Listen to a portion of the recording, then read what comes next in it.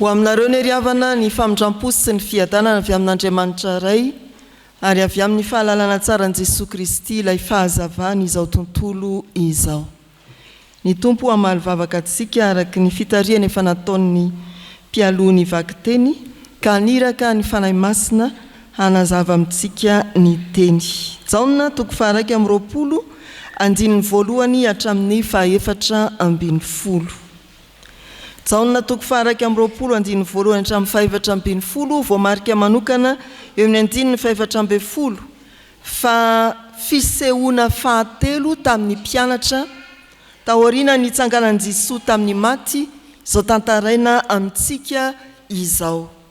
Fisehoana voalohany dia tamin'ny harivan'ny andro voalohany ny sin'ny Paska niditra tao anatin'ny efitrano nisy ny mpianatra i Jesosy nanona ny fiadanana.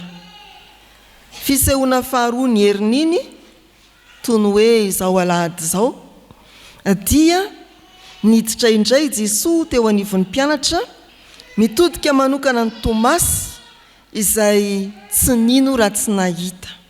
Fisehoana fahatelony any Amperinasa ampanaratoana ireo mpianatra 7 araka ny andininy faharoa eto amin'ity perikopa ity no isehoany Jesosy. Manazava ny mpino ny Tompo.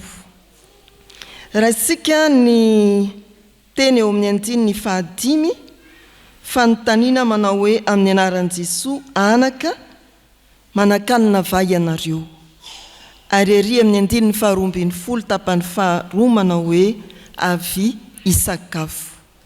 Anaka manakanina vai ianareo, avy isakafo. Manazava ny mpino ny Tompo. Voalohany manatona izay manao fahadisoana izy. Ny faharoa manatona izay tsy naomby izy. Ary ny fahatelo manitona mba handray aina vaovao izy. Manitona mba handray aina vaovao izy. Manatona izay nanao fahadisoana ny Tompo raha manazava antsika mpino. Simona Petera no mitarika ny mpianatra hanarato indray, iverina amin'ny fanaratoana.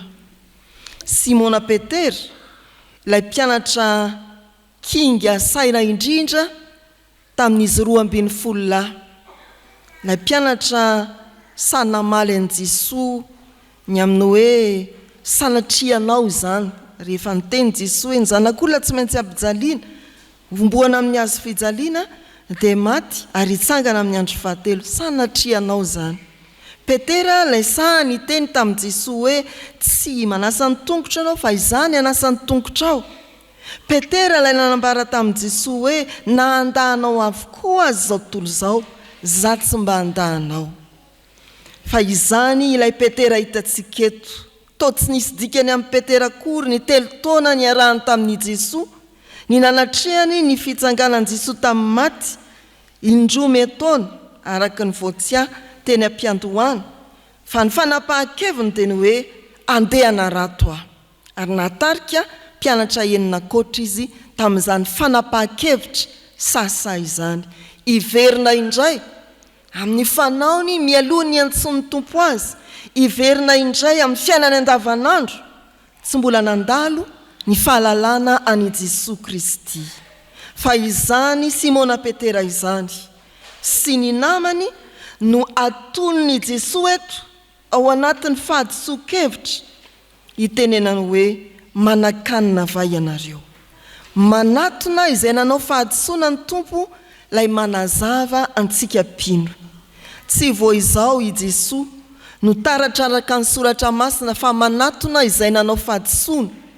Fa ao amin'ny Genesisy 3 andininy 9 sy 20 voalaza ny soratra masina hoe nitsangatsangana tao amin'ny sa Andriamanitra ary dia nihery ny lehilahy sy ny vehivavy rehefa avy nandika ny sitrapon'Andriamanitra tsy te hiaona amin'Andriamanitra. Fa Andriamanitra dia nanatona azy.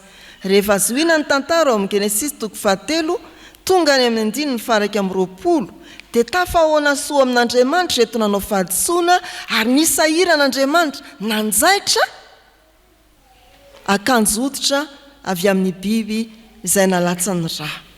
Manatona ny nanao fahadisoan'Andriamanitra manazava antsika ny tompo. Fa amin'ny Genesisy ihany sika, ny Genesisy 4 momba ny Kaina indray. Namono ny Abela rahalahy noho ny fialonana dia mandroso ihany ny tantara. Hoy Andriamanitra tamin'ny Kaina, ho vonoin'ny olona ianao fa mandehana hiaro anao. Ange jerentsika ny 5:10 na dia narahany izany atezeran'Andriamanitra izany azy Kaina dia narovany teny an-dalana. Genesisy 4:10 hoy ny soratra masina amin'ny anaran'ny Tompo, ary hoy Jehovah taminy, noho izany na iza hamono ny Kaina dia hovaliana fitoena izy, ary Jehovah nanao famantarana ho an'ny Kaina mba tsy hisy hamono azy izay rehetra hita azy. Izany ilay Andriamanitra manazava ny mpino ary manatona izay nanao fahadisoana. Mety ho tahaka ny Simona Petera koa isika. Avy nankalaza an'Andriamanitra no ny fandresena ny fahafatesana fa manapa-kevitra iverina indray amin'ny faharesena, ny fanaonao taloha, ny fahotana mbola namatotra anao. Manatona anao amin'izany fanapa-kevitra diso izany anefa Andriamanitra amin'ny alalan'ny Jesosy ilay nitsangana tamin'ny maty ihany ary manontany anao. Manatona anao ilay miverina amin'ny fahadisoan'Andriamanitra ka manontany anao. Manakanina ve ianareo?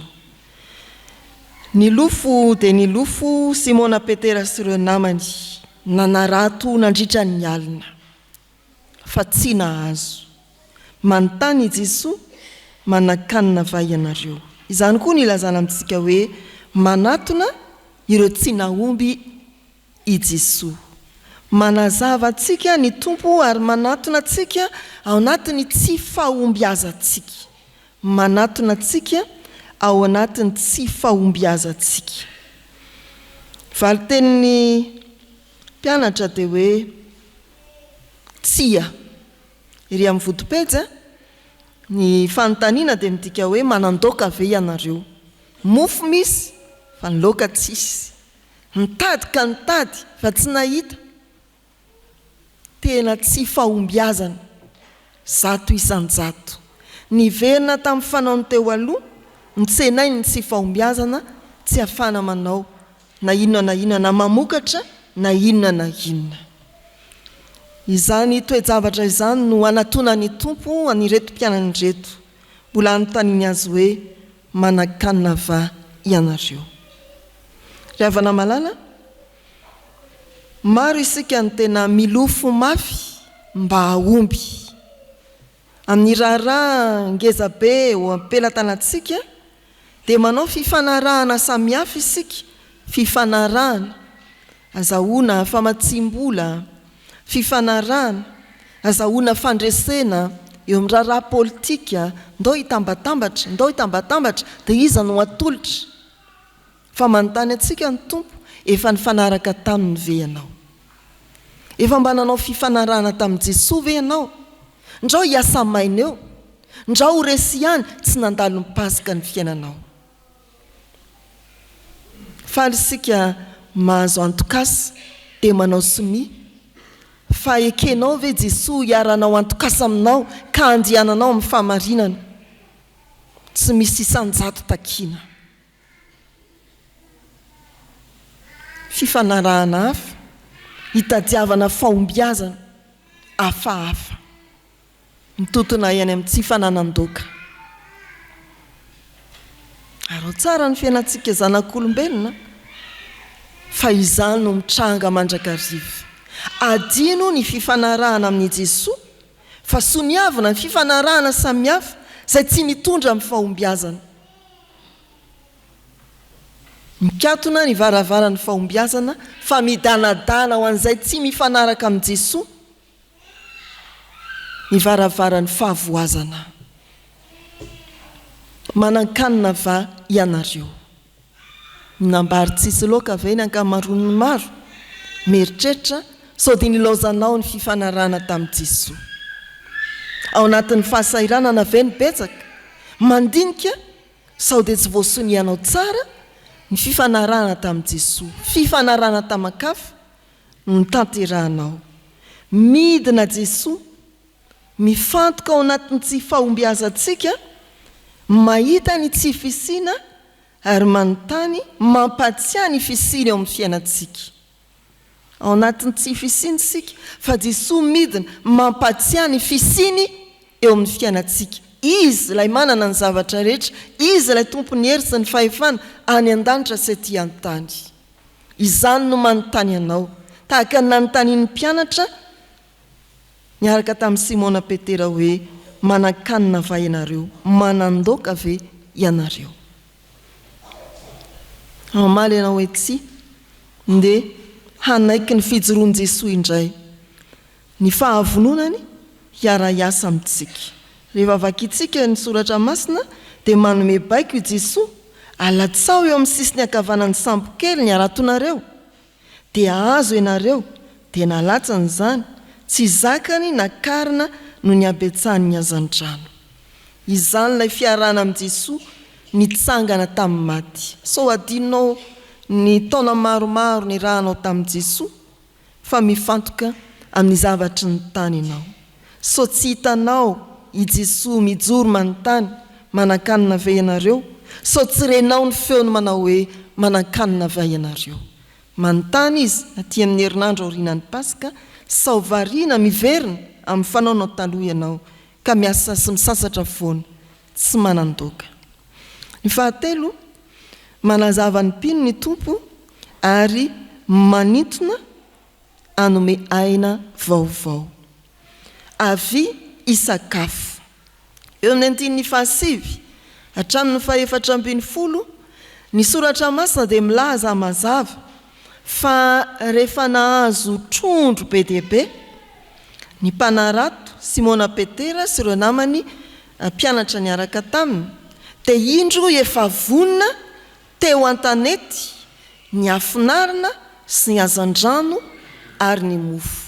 Tsy niandry ny hazan-drano 3:50 voasoratra eo amin'ny andininy fa 1:10 i Jesosy, fa efa nanana ny vonina aroso ho an'ny mpianatra, itenenany hoe avy sakafo.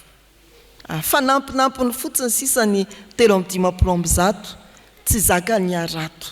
Izany riavana ilay Jesosy manazava ny mpino eo amin'ny fiainany andavanandro. Manintona antsika izy hanome aina vaovao. No hoe sakafo dia fanomezana aina. Ary rehefa manaraka ny vaky teny hatrany amin'ny farany sika ty jaonina toko 2:20 ity, dia i Petera tsy hoe voki-trondro sy mofo fotsiny, fa voky ny fitiavan'i Jesosy ka nahajoro amin'ny maha-Petera azy. No hitantsika ny amin'ny farany tantara. Tsy Simona Petera mampifangaro ny maizy azy manokana sy ny maha-olom-boantso azy, fa i Petera tena Petera, ilay vato azy anteherana amin'ny asan'Andriamanitra. Tsy hoe voky mofo sy trondro fotsiny araka ny voalaza teo, fa manana aina vaovao, ery vaovao enti miatrika ny fiainana sy ny fanompoana. Manintona antsika Jesosy ary manome antsika aina vaovao. Dia mazava fa izay miaraka amin'ny Jesosy dia manana ny vonina. Efa eo ny afo, efa eo ny trondro, efa eo ny mofo, fa vonina koa i Jesosy. Andray izay vitanao teo amin'ny ezaka nataonao. Raha mamaky ny Baiboly manontolo isika riavana, manomboka ny amin'ny Genesis toko 1 dia efa vonina ho antsika ny zavatra rehetra. Mandray ny fikarakarana ataon'ny lehilahy sy ny vehivavy voalohany Andriamanitra raha nametraka azy tao amin'ny Saedena. Mamaky ao amin'ny filazantsara isika dia ambarany soratra masina fa vonina ho antsika ny famonjena. Andray ny fanoloran-tenanao i Jesosy.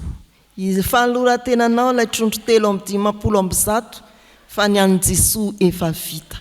Riavana malala rehetra amin'ny tompo, manazava antsika i Jesosy ilay nitsangana tamin'ny maty. Manazava ny mpino ny tompo, manatona anao amin'izay mety fahadisoana fanapahan-kevitra, miteraka tsy fahombiazana eo amin'ny fiainanao izy, ary manintona anao andray aina sy hery vaovao indray, ampijoroanao ho tena mpanompon'Andriamanitra mahatoky, anambarany hoe fahano ary ny ondriko. Avy ny sakafo niaraka tamin'i Jesosy ianao, mandehana raisy ny hery sy ny aina vaovao nomeny anao, ka fahany koa ny nona sy ny tsy manan-kohanina. Ho an'Andriamanitra ny voninahitra. Amen.